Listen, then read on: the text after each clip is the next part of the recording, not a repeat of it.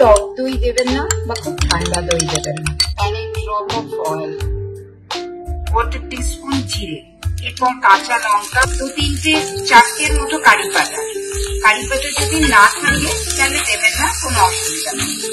হচ্ছে আঁচ মিডিয়াম করে দেবেন। হাফ ক্যাপসিকাম আর অল্প একটু গাজর, 1/4 গাজর। অল্প একটু জল দিয়ে দেবেন।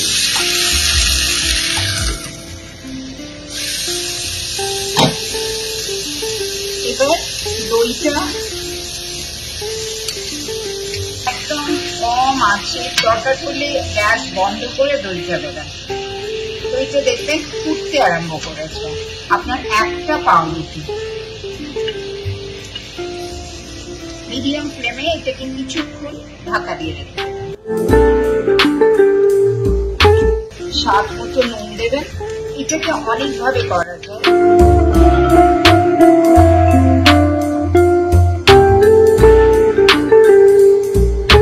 অনেক ক্ষেত্রেই দেখা যায় দই দেওয়া হয় না, লেবুর রস দেওয়া হয়।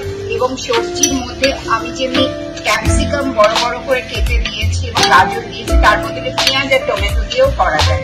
সেক্ষেত্রে দই দিতে হবে না, শুধুমাত্র পেঁয়াজ টমেটো দিয়ে, টমেটোর যে রসটা তাতে দিয়েই এই ব্রেড উপমা বা ব্রেড পোলাও করা যায়। আমি দই দিয়ে করেছি, 1 টেবিল স্পুন দই দিয়ে পুরো জিনিসটা করেছি। শুধু নুন দেবেন, এখানে চিনি দেওয়ার দরকার হবে না।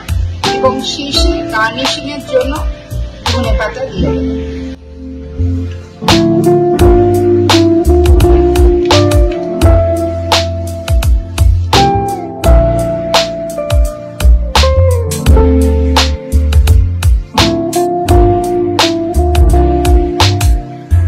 Consult with Reshmi Roy Chaudhary, the Bengali dietitian from Chicago, USA.